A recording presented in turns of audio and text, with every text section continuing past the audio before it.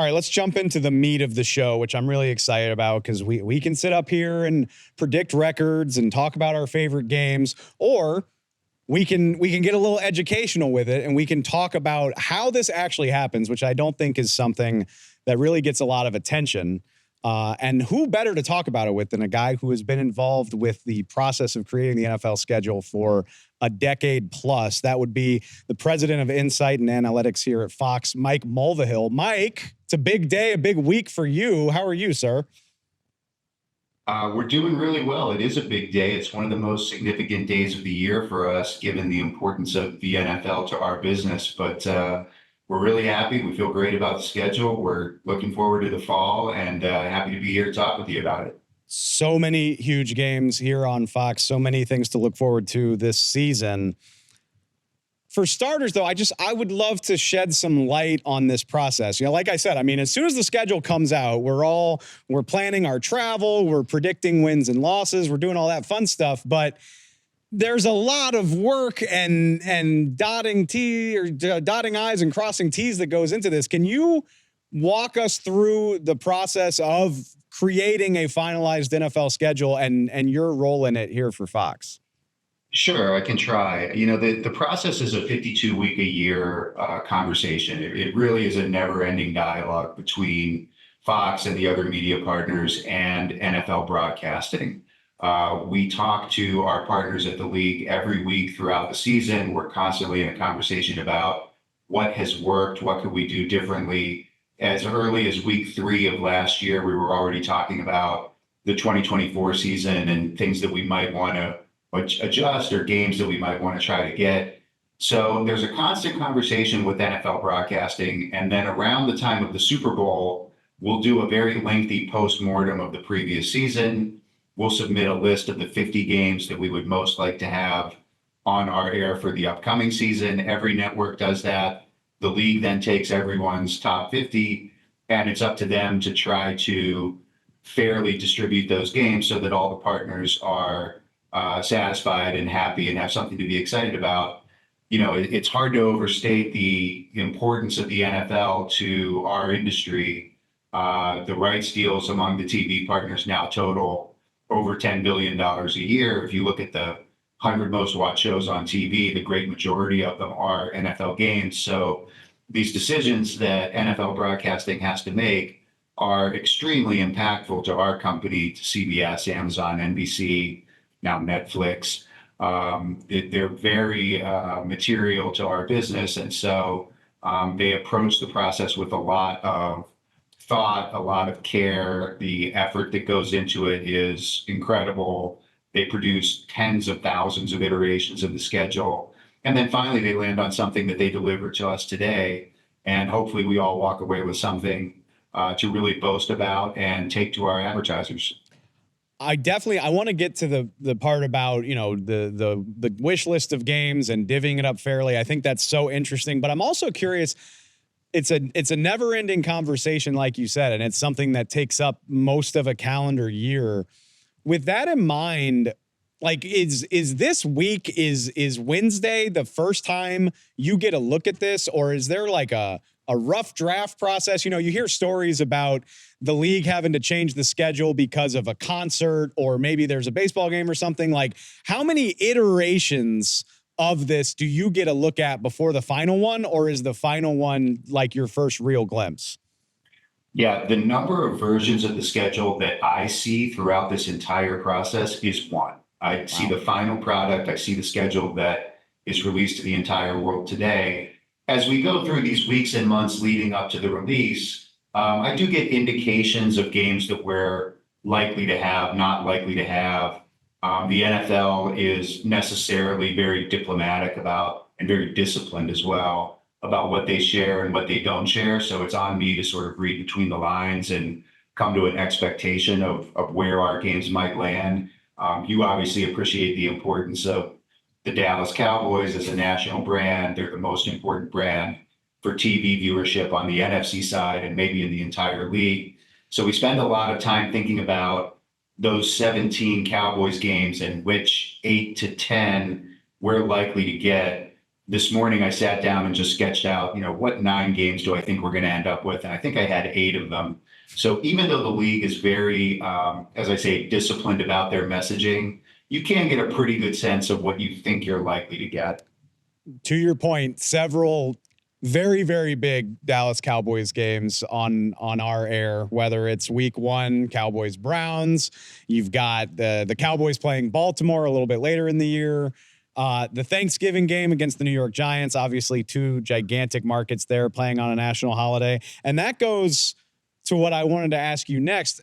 I get it. It's kind of up to the league what you wind up with, but how do you prioritize those games you want? And were there any that you were particularly kind of had circled in terms of really being excited to have a chance to get? So as I say, we do submit a top 50, and a lot of thought on our part goes into how to rank those games, because it is a little bit zero sum. And if you get one top game, if you get one top Cowboys game, then there's something else that you're not going to get. And we'll sort of rank the games thinking in terms of how can we create a path for the NFL to give us 3 of our top 5, 6 of our top 10. This year, we ended up getting 6 of our top 11, which, given that there are 4 traditional TV partners plus Amazon plus Netflix for a few Christmas games, to get 6 out of the top 11 is a pretty great batting average. But we try to order our games so that if we don't get our number 1, we're lined up to get our number 2. And if we don't get our 1, we'll get our 2, 3, and 5. And we try to anticipate what their logic might be in parceling out the games. So, for example, there's no point really in listing 5 Dallas Cowboys games as your top 5, because you're clearly not going to get all 5, right? So you're trying to balance the biggest games and the biggest brands. I think this year it's probably fair to say that the Super Bowl rematch was number 1 on our board. I think it was probably number 1 on every network's board. These Super Bowl rematches don't come along that often. It's amazing that we've now had them in consecutive years. We've never had a Super Bowl rematch on Fox in coming up on 31 seasons, and we were able to get it. And I don't know that I had a lot of confidence that we would get it. Our top 2 games were Kansas City, San Francisco, and Dallas, San Francisco. I felt like we would get one of the 2. Through most of the process, I kind of thought it was going to tip toward Dallas, San Fran. In recent weeks, it started to seem like it was going the other way. And we're obviously really gratified to have that game. Dallas, San Francisco now goes to NBC on a Sunday night. It's going to be certainly a tentpole of their schedule. Great game for them to have. But we're very, very excited to have a Super Bowl rematch for the first time. That's a really great point. It feels kind of common because we just had one the year before, but these types of games don't come around very often. What's the immediate reaction when, especially like you said, I mean, there's a degree of confidence that you're going to get a certain number of Cowboy games because there's one every week. But when you get a game like this that you're not guaranteed or maybe not even likely to get, I mean, what's the immediate reaction there? Yeah, Dave, you're exactly right. I mean, in our case, we are guaranteed at least 8 Cowboys games a year. And so when you know that you're going to get 8 out of 17, it can only be so good or so bad, right? You could almost pick 8 games out of a hat and be close to what you're getting, the quality of what you're going to get. In the case of Kansas City, coming from the AFC package, we're only contractually guaranteed 1. So obviously there's a huge degree of variance between getting Kansas City, San Francisco, and I don't want to slight any other team, but there are a lot of teams that obviously wouldn't rate nearly as well as a Kansas City, San Fran matchup. So you feel comfortable that you're going to get a couple huge Dallas games. You don't really know if that one Kansas City game is going to be something extraordinary or just okay. And to get the Super Bowl rematch, thinking just about the math of what that will do to our viewership average over the season, that game by itself is going to be really impactful. A lot of people probably don't realize that the late afternoon games on Fox and CBS are actually the 2 highest rated shows on television. They beat Sunday Night Football. They beat Monday Night Football. Our 425 games were the number 1 show on TV for, I think, 14 straight years. Last year, CBS beat us by less than 1%. So we're very focused on reclaiming our traditional position as the number one show on TV. Having that Super Bowl rematch is going to go a long, long way to getting us back to where we want to be. I kid you not. That's, we started the pod last season, and that's something I noticed as the season went along is, look, I mean, I know primetime games are amazing and they draw a lot of eyeballs, but these 4:30, 3:30 games, the numbers that they do in the matchups that you wind up getting, it seems understated how important they are. So it's interesting to hear you kind of affirm what I noticed during the course of last season. Yeah, I think people don't realize how strong the afternoon windows are for sports. I mean, on Saturdays, our noon college football window is the number one game of the week in college football. On Sundays, as I say, we and CBS at 4:25 have the two top shows in television. So there's a tendency to focus on prime time, and there's 70 years of television history that explains why people focus on prime time. But really, when it comes to football weekends, the afternoon windows have really become the stronger place to be. You mentioned it a couple of times, and I think a big talking point coming out of this schedule release is going to be the holiday schedule. Obviously, Netflix is getting involved with a couple of Christmas games. We here at Fox had a Christmas game last year. Cowboys, Giants on Thanksgiving this year. How, and you've been doing this for a minute, how have you seen the importance of these holiday games kind of rise up, especially, I mean, Thanksgiving has obviously been a tentpole thing for the NFL for a long time, but now Christmas as well. How have you seen that change over the years? Well, I'll give you two answers to that. One is very strategic and rooted in data and ratings, and the other one is a little softer and more emotional. The data point is that in 2020, Nielsen developed a capability to rate TV viewing outside of your primary home. So if you're watching a football game in a bar, in a restaurant, a hotel room, or at somebody else's house, as many of us do on Thanksgiving, you're now captured in that TV viewership. And what that has done is it's really increased the ratings for games that fall on days where families get together or groups of friends get together. That's why when the Masters falls on Easter Sunday, those ratings go way up. The Thanksgiving ratings in the last couple of years have been some of the highest in the history of the league. Same thing now on Christmas. So just in terms of the mechanics of how we track viewership and how we get to the numbers that we then sell, that's changed in a way that really favors the holidays. We had Giants Cowboys on Thanksgiving 2 seasons ago. That's also the matchup we're going to have on Thanksgiving this year. And when we had it in 2022, it did 42 million viewers and was the most watched regular season game in the history of the NFL. So that's the number that we're trying to beat this year. That out of home mechanism has a lot to do with it. And then from sort of a softer perspective, we're just very, very big believers that the whole reason this business exists at all is because sports brings people together and strengthens our connections like really nothing else. It brings us closer to our friends, our family, our city, our university.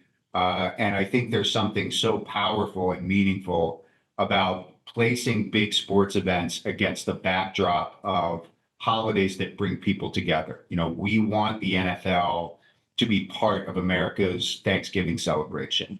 We want America to open their Christmas presents on Christmas morning and then turn on the TV and see the NFL, or for many years, they saw the NBA.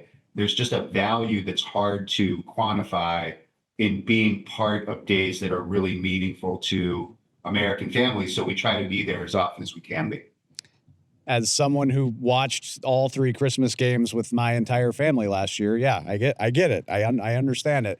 I'm curious, one last thing for you. And look, I mean, you have these huge decisions. You're part of shaping this schedule that so many millions of people are going to watch in the fall. But what's your perspective of today and this week? Because even I've been covering the NFL for a decade or more now, and it really feels like it's in the last 6 or 7 years that the schedule release itself has become this event that you build a podcast around or you do live television programming around. What's your perspective on the amount of interest in just learning when these games are?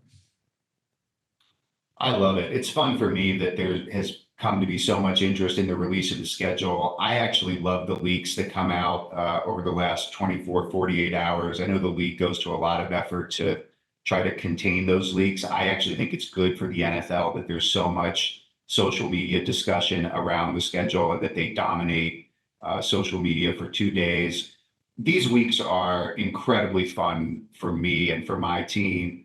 They're a little bit stressful. There's some anxiety associated with it. But while we're waiting for the NFL schedule, we're also going through a really interesting process of drafting college football games for our Saturday schedule. And so, in a period of 2 weeks, we go from really not knowing much about what our fall is going to look like and what our showcase games are going to be to now having the entire NFL schedule and having a very, very well developed idea of what our marquee college football games are going to be.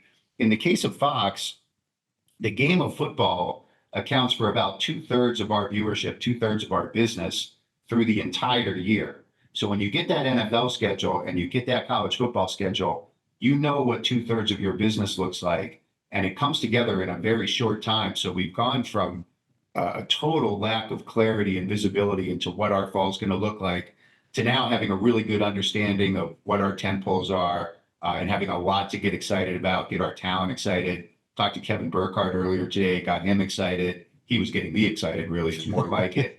We can talk to our advertisers, talk to our affiliates, and really get everybody pumped up for the season. Yeah, I mean, I think that's the perfect way to put it. And I mean, it's true for people as well as businesses. I mean, this feels like the day where you can start to plan your fall, which, judging by the numbers, a lot of people are going to be doing that. It's really exciting. Mike, I can't tell you how much I appreciate the time. And now in 5-6 months, when we're sitting here hyping up Niners Chiefs, just remember, take a minute to think like, oh man, this all starts in the spring. This process. It's incredibly intricate. And it's cool to think about just how much work goes into it when we finally get to where we're actually talking about the X's and O's. Yeah, thank you, man. Tomorrow we start working on 2025, but our calendars are marked and we're ready for the season and the countdown's on. I can't wait. Thanks a lot, Mike. I'll talk to you soon. Thanks, Dave.